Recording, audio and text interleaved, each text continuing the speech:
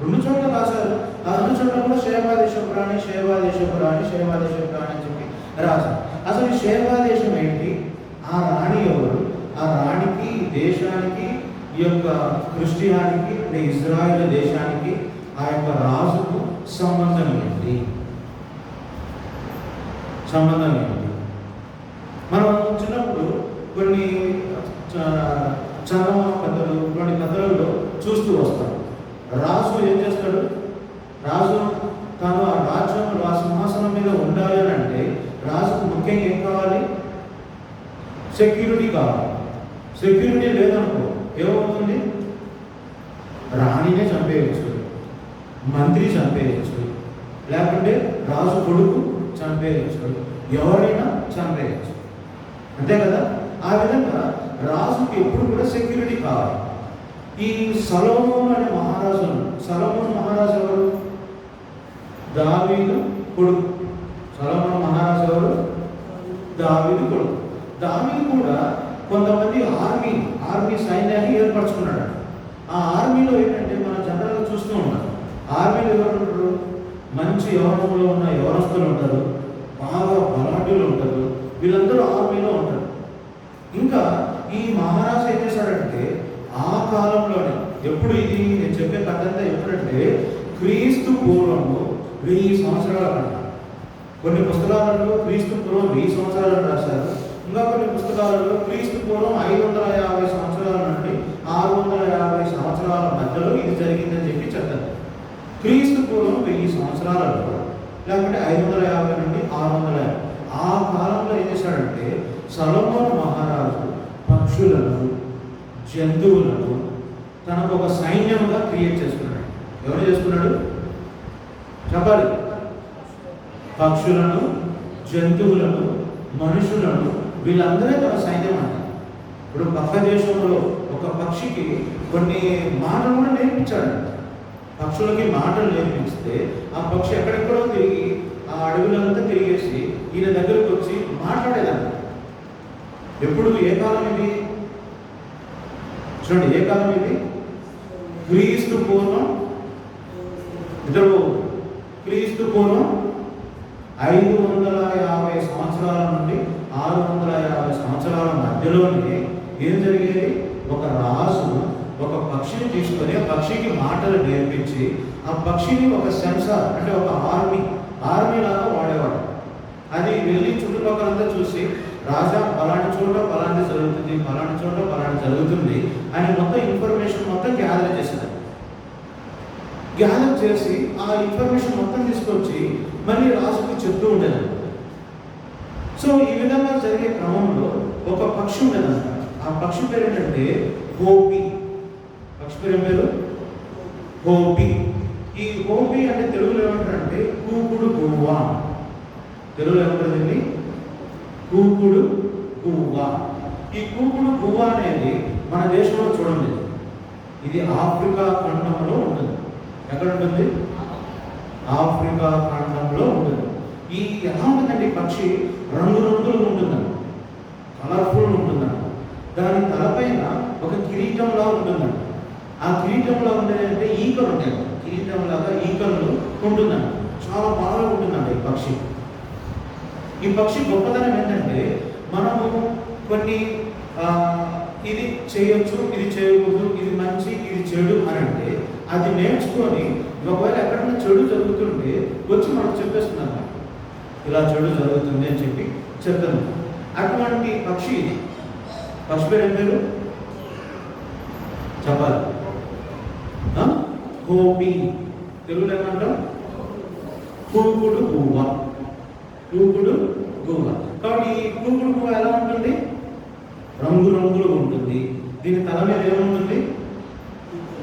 ఈకలు, ఒక క్రోమ్ అంటే కిరీటం, ఒక రాణికి మకుటం, రాజు కిరీటం అంటే అలా ఉంటుంది.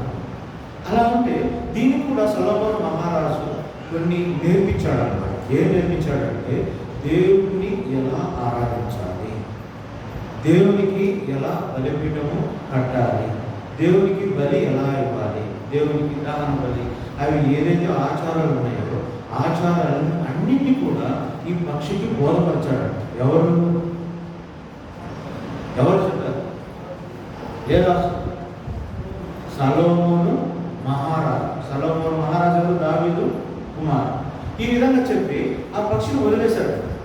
వదిలేస్తే అది రోజు ఊరంతా తిరుగుతున్నాడు.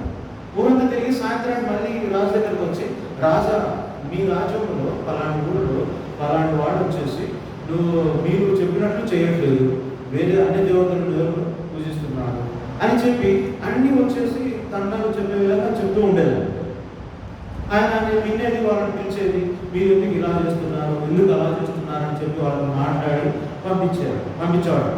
ప్రజలందరూ ఇది చూసి అబ్బా ఎంత జ్ఞానవంతులు సొలొమోను, నిజమైన జ్ఞానం. ఎందుకు? పక్షికి ఎన్ని నేర్పించి పక్షి ద్వారా అవన్నీ తెలుసుకుంటున్నాడంటే అది మామూలు జ్ఞానం చెప్పండి? మామూలు జ్ఞానం అది కాదు, చాలా వండర్ఫుల్ విజ్డమ్. కాబట్టి అటువంటి జ్ఞానం సొలొమోను మహారాజు దగ్గర.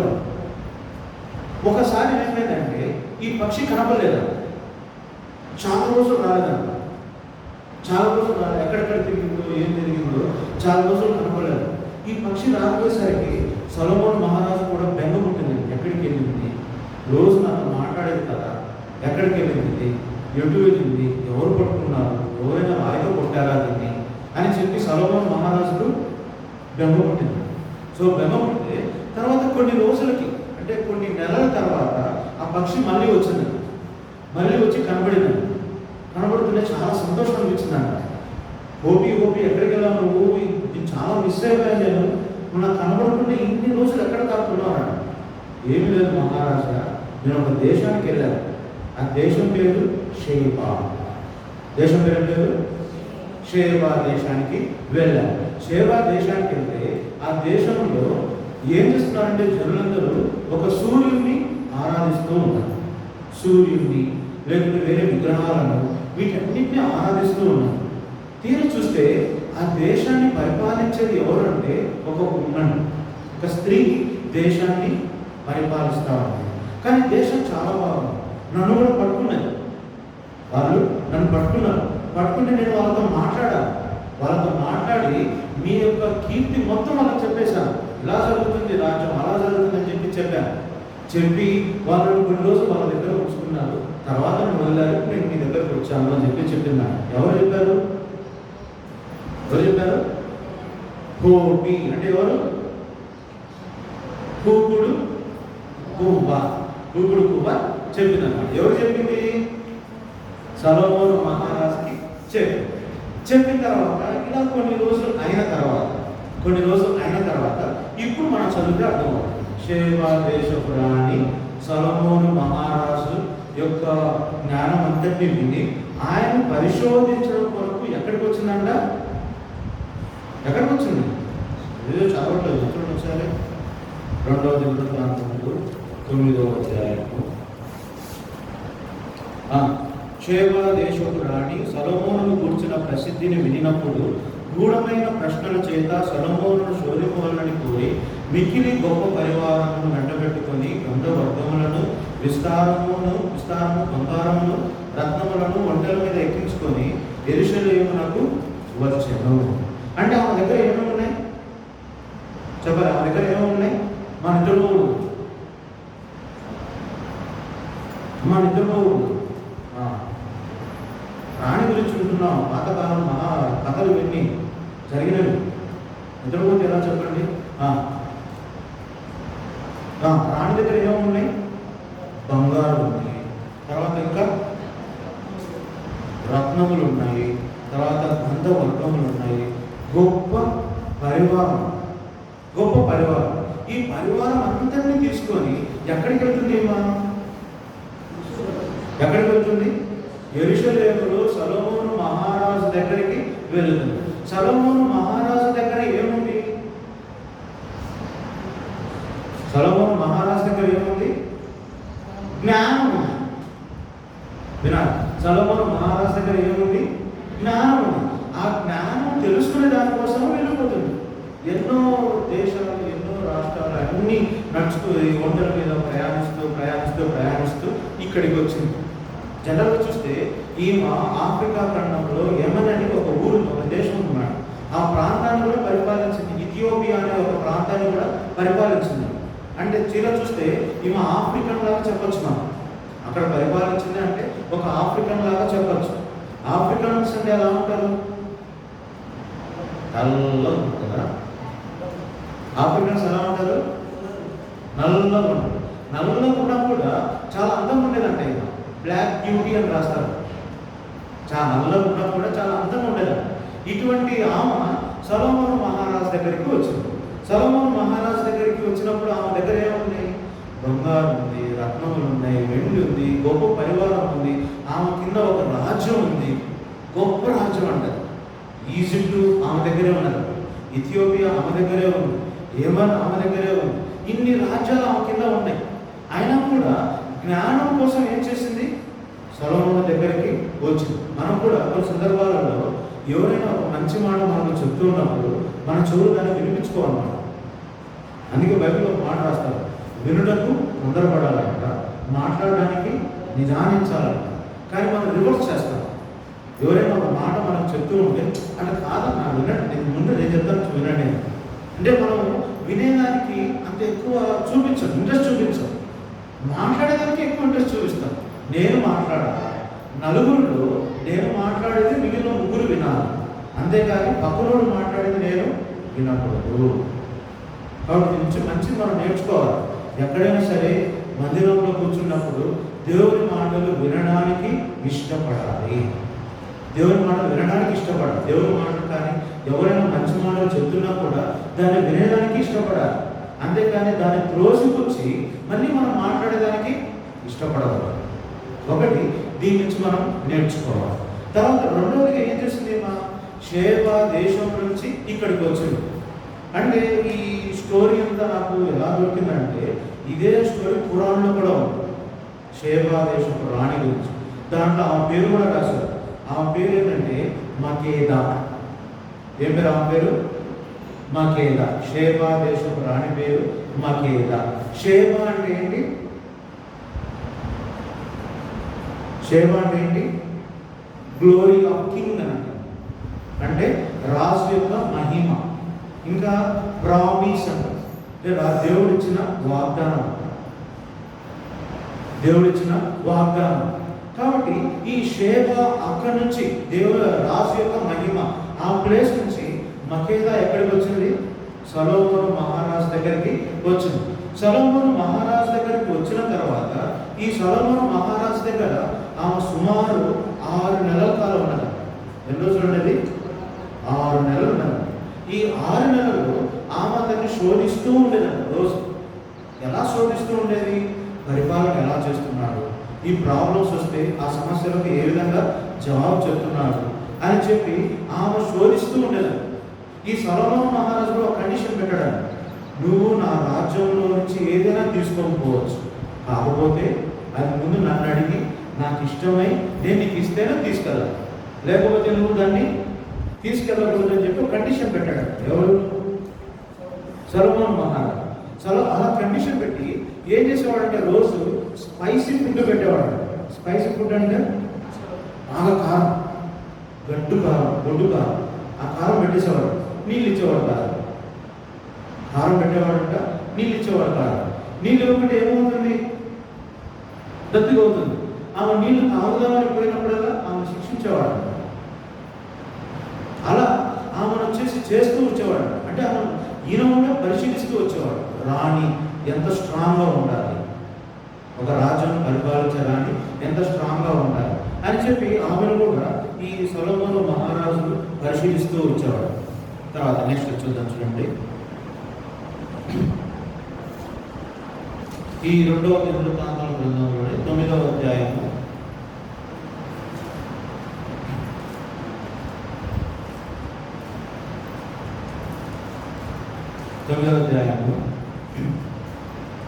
3వ వచనం చూసినట్లయితే, షేబా దేశపు రాణి సొలొమోనును కలిగిన జ్ఞానమును, అతడు కట్టించిన నగరును, అతని బల్ల మీది భోజన పదార్థములను, అతని సేవకులు కూర్చుండుటను, అతని ఉపచారులు కనిపెట్టుటకు వారి వస్త్రములను, అతనికి గిన్నెలను అందించు వారిని వారి వస్త్రములను యెహోవా మందిరమందు అతడు అర్పించు దహన బలులను చూచినప్పుడు ఆమె విస్మయం ఉంది రాజుతో ఇట్లా నేను అంటే అవన్నీ అబ్జర్వ్ చేసింది.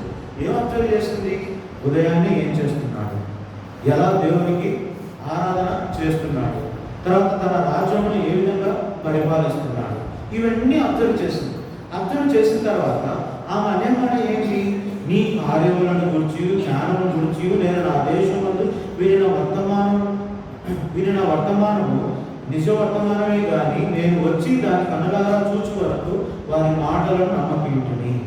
అంటే ఫస్ట్ నేను విన్నాను, విని ఏదో ఊరికి చెప్తున్నారే అని అనుకున్నాను, కానీ దానికి ఇంత ఉంది అని చెప్పి నేను అనుకోలేదు, ఇంత ఉంది అని చెప్పి నేను అనుకోలేదు అని చెప్పి తర్వాత ఏం చేసిందంటే ఆమె చేసిన ఒక మంచి పని ఏంటంటే ఆమె రాజ్యంకి 6 నెలల తర్వాత ఆమె రాజ్యంకి వెళ్ళినప్పుడు అంతకుముందు ఆమె సూర్యునికి ఏం చేసేది? వాళ్ళ దేశంలో ప్రజలందరూ సూర్యునికి దండం పెట్టేవారు.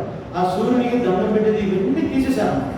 తీసేసి యెహోవా దేవుడిని మీరు ఆశ్రయించాలి, యెహోవా దేవుడిని మీరు ఆరాధించాలి, యెహోవా దేవుడిని ఈ విధంగా ఆరాధించాలని చెప్పి ఈ ఆరాధన క్రమమంతా షేబా దేశంలో పెట్టి. ఇంతకుముందు షేబా దేశం ఎలా ఉండేది చెప్పండి? షేబా దేశం ఇంతకుముందు ఎలా ఉండేది? సూర్యుని ఆరాధించేది, రాళ్ళను మొక్కుతూ ఉండేది, తర్వాత ఎక్కడ మట్టి కనబడితే ఆ మట్టి దగ్గరికి వెళ్ళి దాన్ని పూజిస్తూ ఉండేది. ఇవన్నీ చేస్తున్నప్పుడు ఈ రాణి ఏం చేస్తుందంటే ఒక సత్యం కనుక్కొని ఆ సత్యం ప్రకారం ఏం చేస్తుంది? దేశాన్ని నడిపిస్తుంది. దేశాన్ని చూసింది, చూసిన తర్వాత నేర్చుకునేది, నేర్చుకున్న తర్వాత అది అందరికీ చెప్పి అందరితో కూడా అది నడిపిస్తూ ఉన్నాం. కాబట్టి మన జీవితంలో కూడా దేవుని వాక్యమును ఇక్కడ వింటున్నాం, దేవుని క్రియలను ఇక్కడ చూస్తున్నాం. దేవుని క్రియలను చూడడం వరకే కాదు, ఏం చేయాలి? మనం బయటికి వెళ్ళి దాన్ని ఫస్ట్ మన ఇంట్లో చెప్పుకోవాలి. బయట వేరే వాళ్ళకి అవసరం లేదు. ఫస్ట్ ఎవరికి చెప్పాలి? మన ఇంట్లో చెప్పుకోవాలి. మన ఇంట్లో చెప్పుకొని మన ఇంట్లో ఎవరైతే ఆ దేవుని యొక్క మాటలను విని వాళ్ళు రక్షింపబడిన తర్వాత ఆ ఇంట్లో నుంచి ఎక్కడికి వెళ్ళిపోవాలి? బయటికి వెళ్ళిపోవాలి. ఇంట్లో నుంచి బయటికి వెళ్ళిపోయి బయట సువార్తలాగా అందరికీ మన మాటలను బోధిస్తున్నారు. నిజంగా మనం ఆ విధంగా చేస్తున్నామా? ఒకసారి మనం పరిశీలించుకుందాం. ఈ షేబా దేశం వచ్చేసి ఒకప్పుడు విగ్రహారాధనలో ఉండేది, ఒకప్పుడు నాశనానికి రెడీగా ఉండేది, ఒకప్పుడు అన్య దేవతలతో నిండుకొని ఉండేది, ఒకప్పుడు ప్రజలందరూ మోసము, అబద్ధము, ఇటువంటివన్నీ పాపమంతా షేబా దేశంలో ఉండేది. అటువంటి దేశాన్ని ఒక మహారాణి తను చూసి తెలుసుకొని వచ్చి దేశాన్ని మార్చేసింది. ఇప్పుడు షేబా దేశంలో ఎలా ఉంది? నీతి ఉంది, న్యాయం ఉంది, ధర్మం ఉంది, ఇంకా ఏముంది? దేవుని యొక్క పరిపాలన ఆ షేబా దేశంలో ఉంది. ఆ దేవుని యొక్క పరిపాలన ఎంతకాలం వరకు వచ్చిందో తెలుసా మీకు? 1970 వరకు ఆ సొలొమోను ఏదైతే రాశాడో అదే పరిపాలన జరుగుతూ వచ్చిందంట. ఎప్పటి వరకు? 1970. మనలో చాలా మంది పుట్టే ఉంటాడు. అంటే అప్పటి వరకు అప్పుడు ఎప్పుడో సొలొమోను రాసి ఈ విధంగా బతకంటారని చెప్తే అదే విధంగా ఆ యొక్క రాజ్యంలో జరుగుతూ వచ్చినాయి. మరి మనం ఎలా చేస్తున్నాం? మన మందిరంలో మాటలు, దేవుని మాటలు వింటున్నాం. మనం కూడా ఉండేది ఎక్కడ ఉంటున్నాం? ఏ ప్రాంతం ఇది? దేవుని మందిరం. ఈ దేవుని మందిరం మీరు ఏం పేరు? షేబా ప్రార్థన. అంటే షేబా ప్రార్థన. ఇక్కడ ఈ ప్రార్థన మందిరం లేనప్పుడు ఏముండేది? ఇక్కడ చెట్లు ఉండేవి, రాళ్ళను ఉండేవి, అసలు మనుషులు ఉండే విధంగా కూర్చోడానికి వీలుగా ఉండేదా? వీలుగా ఉండేది కాదు. అటువంటి ఈ యొక్క స్థలము ఏ విధంగా మారిపోయింది? మనుషులు వచ్చి కూర్చొని దేవుని ఆరాధించి బలలో చేయివేసి దేవుని యొక్క బలలో చేయివేసే రకంగా ఇక్కడ అయిపోయింది. అంటే దేవుని యొక్క ఆరాధన జరుగుతుంది ఇక్కడ. మరి దేవుని ఆరాధన జరుగుతుంది, దేవుని బలలో మనం పాల్వేస్తున్నాం, ప్రార్థన జరుగుతుంది, తర్వాత బైబిల్ స్టడీ జరుగుతుంది, ఉపవాసకుడిగా జరుగుతుంది, సండే స్కూల్ పరిచయం జరుగుతుంది. ఇన్ని పరిచయలు ఈ విధంగా జరుగుతుంది అని అంటే దేవుడు దీన్ని కూడా ఏం చేశాడు? షేబాలాగానే చేశాడు. షేబాలాగా చేశాడా? చేయలేదా? షేబాలాగా చేశాడు. మరి షేబాలాగా చేసినప్పుడు షేబాలో ఉన్న మనం, షేబా దేశం ఎందుకు అభివృద్ధి చెందింది? ఎందుకు దాంట్లో నీతి నియమాలు, ఎందుకు ధర్మం అంతా వచ్చింది అని అంటే దాంట్లో ఉన్న ఆ రాజ్యంలో ఉన్న ప్రజలను బట్టి వచ్చింది.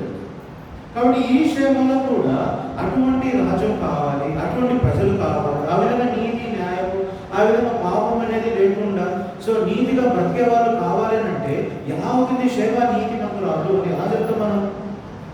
సేవ అంటే ఈ బిల్లు బాగా పట్టుకుంటే దానివల్ల నీతి రాదు. దేనివల్ల వస్తుంది? మనము నీతిగా ఉంటే, మన పాపము మనం ఒప్పుకొని దాన్ని వదిలిపెట్టినప్పుడు అది ఏమవుతుంది చెప్పాలి? అది ఏమవుతుంది చెప్పండి? సేవ అంటే నీతి మంతురాలు, లేకపోతే సేవ అంటే దేవుడు వాగ్దానం చేసింది, సేవ అంటే పవిత్రురాలు, లేకపోతే సేవ అంటే ఏమంటే the glory of God, the glory of Kingdom, glory of king అంటే దేవునికి మహిమపరచదు, రాజుకు మహిమ కాదు. అంటే రాజుకు మహిమ అంటే ఏది వస్తుంది? కిరీటం వస్తుంది. అటువంటి ఈ యొక్క ప్రదేశం ఇది. కాబట్టి అటువంటి ప్రదేశంలో ఉన్న మనం కూడా ఆ యొక్క ప్రజలు ఏ విధంగా అయితే వాళ్ళ యొక్క పాపమును వాళ్ళ చెడు నడతను వదిలిపెట్టి దేవుని వైపు చూస్తూ వచ్చారు, మనం కూడా అటువంటి జీవితాన్ని జీవిస్తూ రావాలి. ఇది నమ్మాలి. తర్వాత మూడవగా చూస్తే ఈ షేబా దేశపు ప్రాణి ఏం పేరు? ఆమె పేరు షేబా దేశపు ప్రాణి పేరు ఏం పేరు? మర్చిపోయారు. మకేద. ఏం పేరు? మకేద. ఈ మకేద ఏం చేస్తుందంటే ఎన్ని నెలలు ఉన్నది అక్కడ యెరూషలేములో? 6 నెలలు. 6 నెలలు ఉన్నప్పుడు ఈ 6 నెలల కాలంలో ఏం చేస్తుందంటే ఈ సొలొమోను మహారాజుకు దగ్గరైతే లాస్ట్ కొన్ని రోజుల ముందు వచ్చేసి ఆయనతో పాటు బెడ్ మీద కూడా పడుకున్నాడు. తర్వాత ఆమె రాజ్యానికి వెళ్ళిపోయినప్పుడు ఆమె ప్రెగ్నెన్సీ వచ్చి ఒక బాబు పుట్టాడు. ఆ పుట్టిన బాబు ఎవరు పుట్టినట్టు? మకేదాకి సొలొమోను మహారాజు వాళ్ళిద్దరికీ పుట్టారు. ఆయన పేరండి మెనీలెక్. ఏం పేరు? మెనీలెక్ అయితే ఈ మెనీలెక్ కూడా ఈ మకేదా ఏం బోధించిందో ఏం చెప్పిందో ఏమో తెలియదు. కానీ మెనీలెక్ ఎప్పుడైతే రాజ్యాన్ని తాను చేతికి తీసుకున్న టైం వచ్చిందో అప్పుడు ఎవరి దగ్గరికి వచ్చాడంటే వాళ్ళ నాన్న దగ్గరికి వచ్చాడు. సొలొమోను మహారాజు దగ్గరికి వచ్చాడు.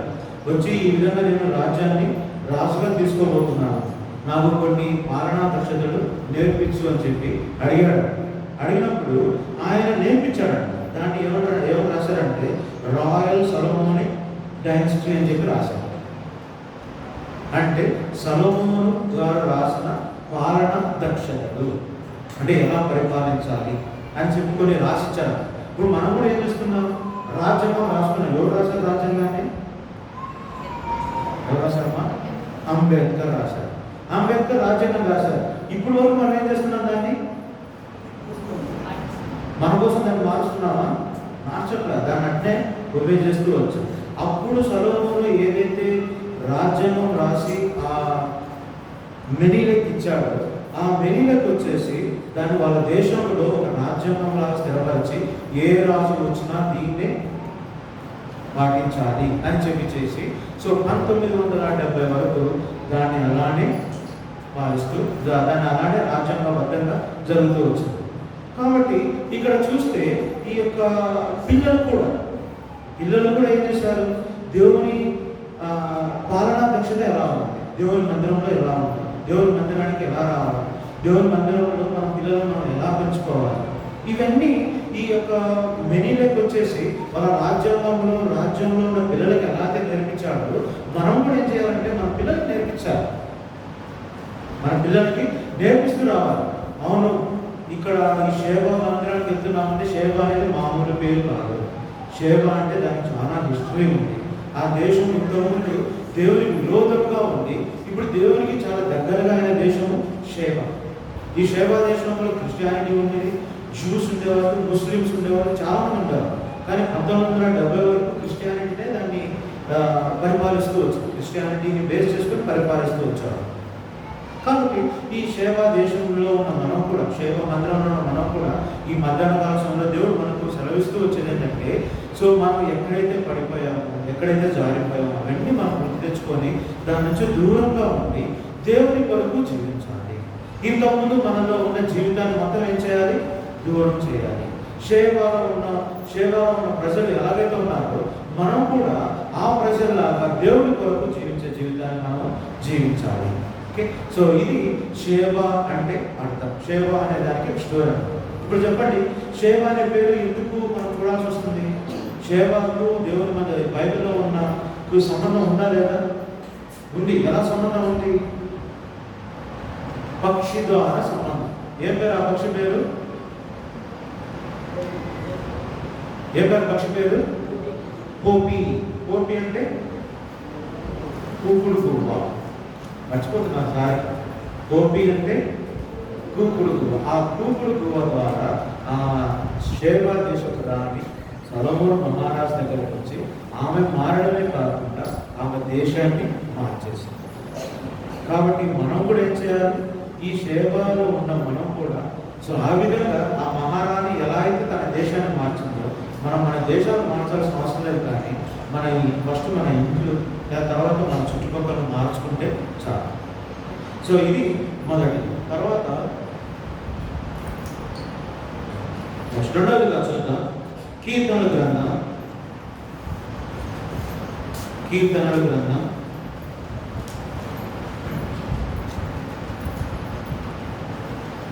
32వ అధ్యాయం. కీర్తనల గ్రంథం 32వ అధ్యాయం.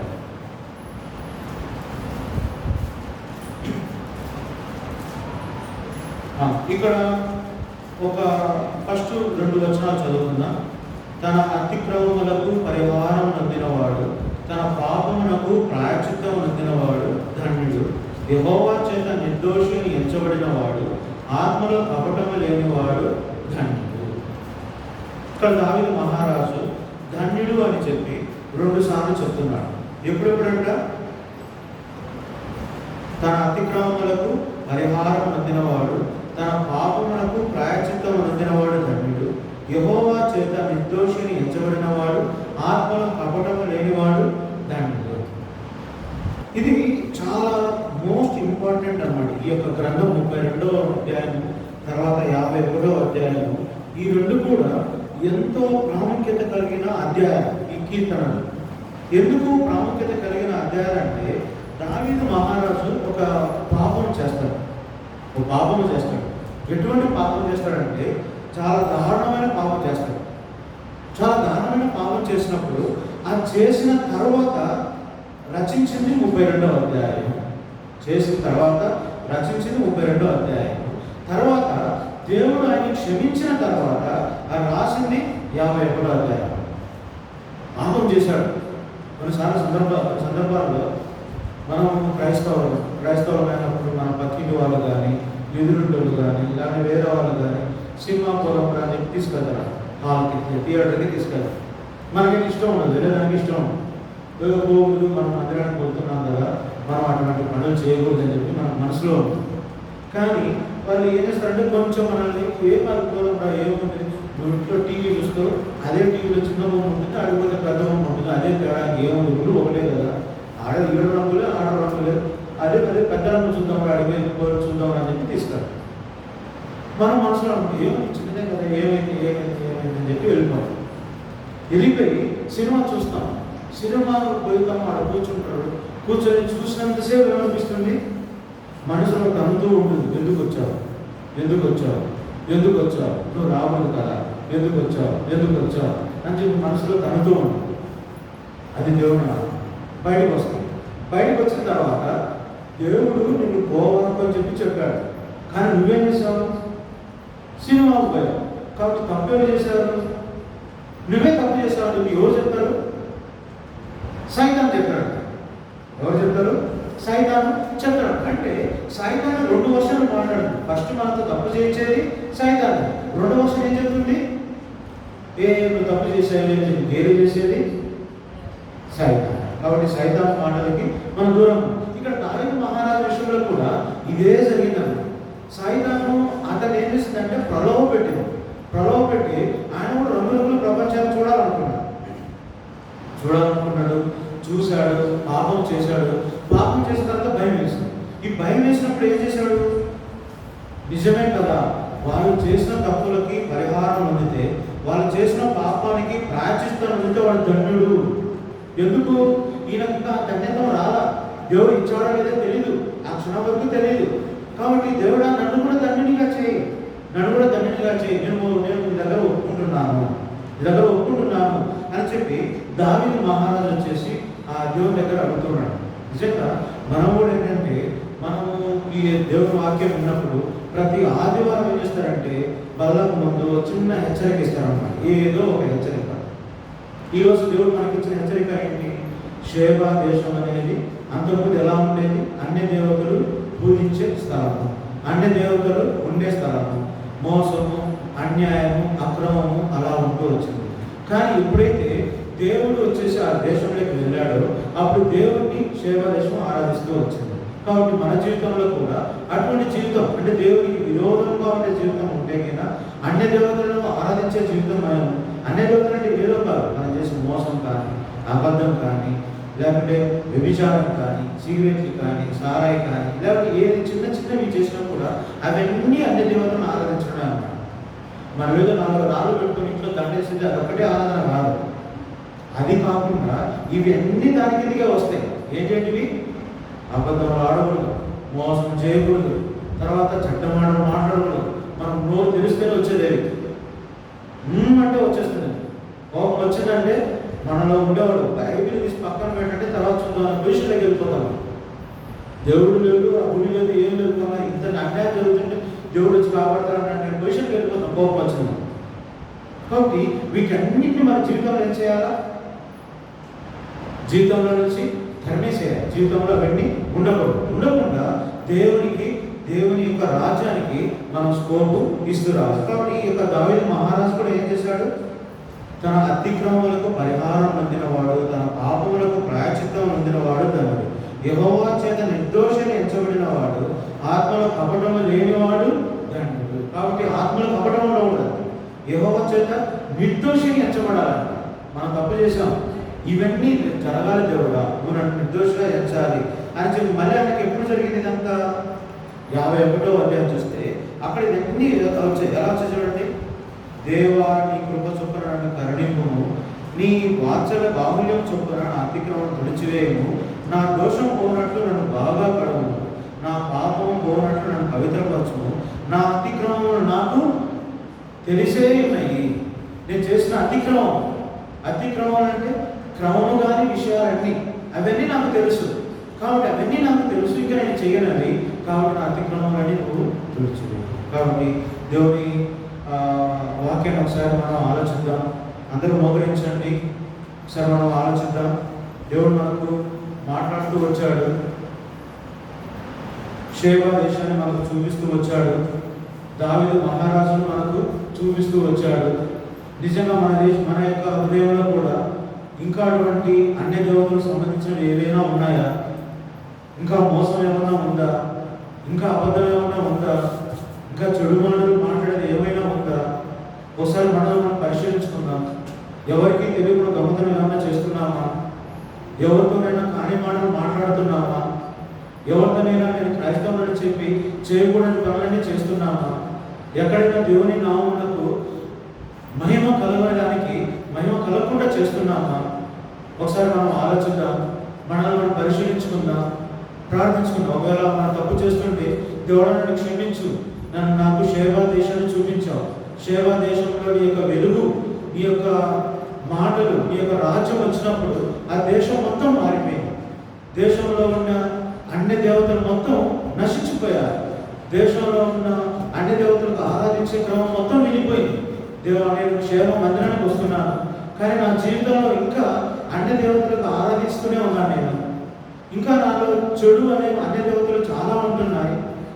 ఇంకా నేను చిన్న మోసాలు చేస్తున్నాను, చిన్న అబద్ధాలు ఆడుతున్నాను. నీ మందిరంలో ప్రార్థన చేయాలంటే ప్రార్థన చేయలేకుంటున్నాను, నీ మందిరంలో ఆరాధన చేయాలంటే ఆరాధన చేయలేకుంటున్నాను. ప్రభా ఇవన్నీ నాలో తీసేయి, నిజమైన క్షేమాలు ఉండేటట్టు నన్ను చేయి, ఆ ప్రమాణం నాకు కూడా దయచేయి. నేను కూడా నీకు ఒక కిరీటంలాగా ఉండాలనుకుంటున్నాను, నేను కూడా ఒక కిరీటంగా ఉంటాను ప్రభువా. నాకు కూడా ఆ కిరీటాన్ని దయచేయి తండ్రి. నా పాపాలన్నీ క్షమించు ప్రభువా, నన్ను నీ బిడ్డగా చేసుకో తండ్రి. నువ్వు శిలువలో రక్తం కార్చావు, నా పాపాలన్నీ కడిగేశావు, నా కోసం శిలువలో రక్తం కార్చావు. నేను ఎన్నో పాపాలు చేశాను, నేను మోసం చేస్తే నువ్వు అక్కడ మోసపోయి నా కోసం వచ్చేసి రక్తం కార్చావు తండ్రి. ఆ విధంగా దేవుని యొక్క సన్నిధిలో మోకరించి కళ్ళు మూసుకొని ఒక 2 నిమిషాలు మౌనంగా మనం ప్రార్థించినట్లయితే దేవుడు మన పాపం నుండి క్షమించి మనల్ని సమస్త దుర్నీతి నుండి దూరంగా చేసి మనకు రక్షణను దయచేస్తాడు. ఈ వాక్యంలో దేవుడు ఆశించి దీవించును గాక.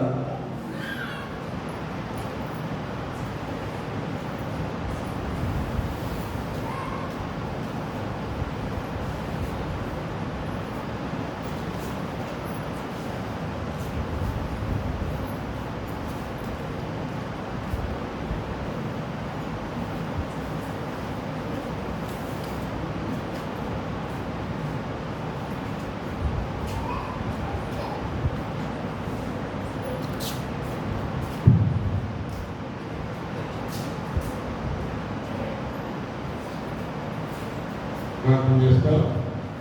దేవుడు వాక్యాన్ని వినిపించారు. కావాలని పూర్వం పరీక్షించుకున్నది వాక్యం సెలవిస్తాం. కాబట్టి ప్రతి మనుషుడు తను తాను పరీక్షించుకోవాలను. అలాగ చేసి తిని ఆ పాత్రలో నుండి రావాలను. ప్రభు శరీరమని వివేచింపగా తిని